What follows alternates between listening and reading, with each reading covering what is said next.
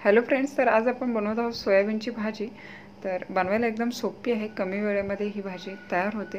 रस्सा भाजी बनवू शकता, सुकी भाजी बनवू शकता किंवा नुसतेच फ्राय करून कसे बनवू शकतो हे देखील व्हिडिओमध्ये सांगितलेलं आहे. तर व्हिडिओ स्किप न करता शेवटपर्यंत पाहत राहा. अशाच नवीन रेसिपीसाठी चॅनलला सबस्क्राईब करा आणि बेल आयकॉनला प्रेस करा. भाजीसाठी मी सोयाबीन इथे पाण्यामध्ये भिजत ठेवलं होतं. त्याच्यामध्ये भिजवताना थोडंसं मीठ टाकलं होतं. मिठामुळे चव जी आहे ना खाताना छान लागते. चांगले भिजल्याच्या नंतर यातलं सगळं पाणी जे आहे ना असं दाबून पिळून काढलेलं आहे आणि त्यानंतर एका मोठ्या बाउलमध्ये आपण हे सगळे सोयाबीन ट्रान्सफर केलेले आहे. तर बऱ्याचदा काय होतं, खाताना सोयाबीन पानसट लागतात किंवा आतपर्यंत मसाला जात नाही. तर त्यासाठी काय केलेलं आहे, हे एका बाउलमध्ये टाकलेलं आहे. त्याच्यामध्ये थोडंसं मीठ टाकलेलं आहे आणि काही सुके मसाले टाकणार आहोत. अर्धा चमचा धनाजिरा पावडर आहे, थोडीशी हळद पावडर टाकलेली आहे आणि थोडंसं लाल तिखट टाकलेलं आहे. आता हे सगळे मसाले जे आहेत ना याच्यामध्येच व्यवस्थित असे मिक्स करून घ्यायचे आहेत. थोडाफार पाण्याचा अंश याच्यामध्ये राहतोच, पिळून जरी घेतलं तरी. तर आपण हे असे मिक्स करून एक 7 ते 8 मिनिट असेच झाकून ठेवणार आहेत. त्याच्यामुळे हे जे मसाले आहेत ना हे आतपर्यंत छान असे मुरले जातात. त्यानंतर मसाला तयार करून घ्या. 4 ते 5 लसूण पाकळ्या घेतलेल्या आहे, एक आल्याचा तुकडा घेतलेला आहे, थोडीशी कोथिंबीर घेतलेली आहे.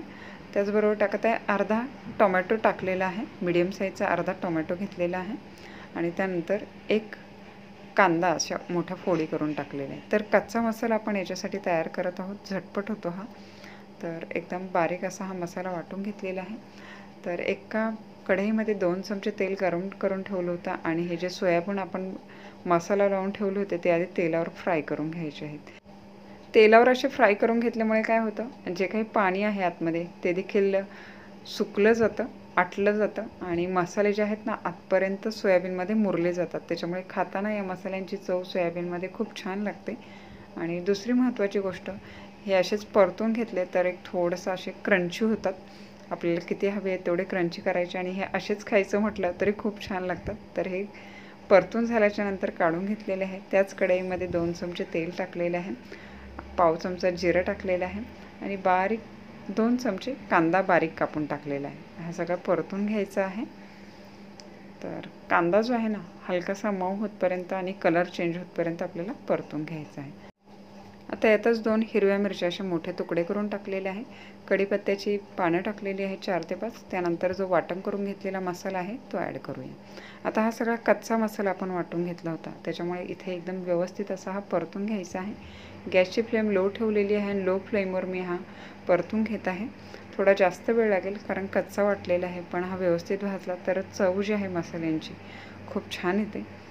तर इथे मध्ये मध्ये सारखं हे मिक्स करत राहायचं आहे जेणेकरून मसाला जो आहे खाली लागणार नाही.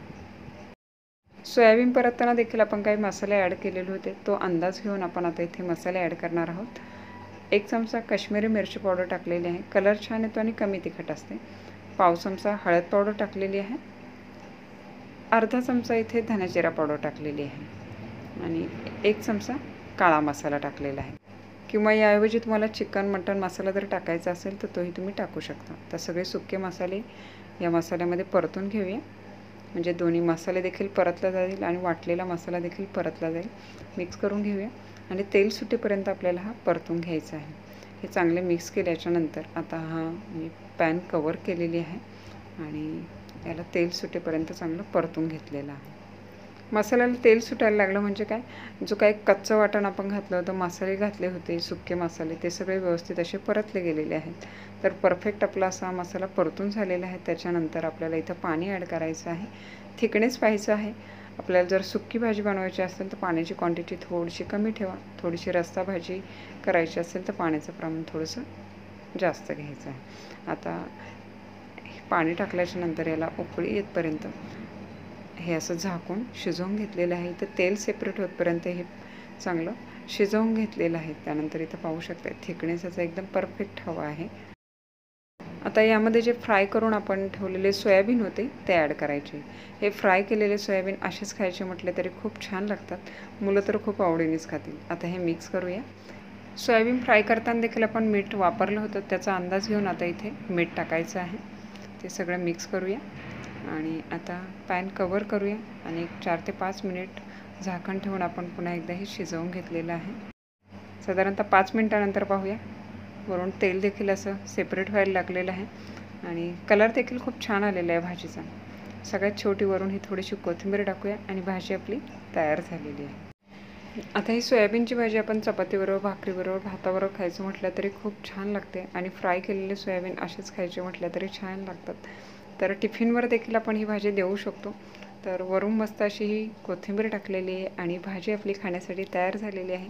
तर घरी या पद्धतीची भाजी करून पहा. रेसिपी आवडली असेल तर रेसिपीला लाईक, कमेंट, शेअर करा. चॅनलला सबस्क्राईब करा. बेल आयकॉनचं बटन प्रेस करा. तर पुन्हा भेटूया अशाच एका नवीन रेसिपीसह. तोपर्यंत टेक केअर. Bye bye.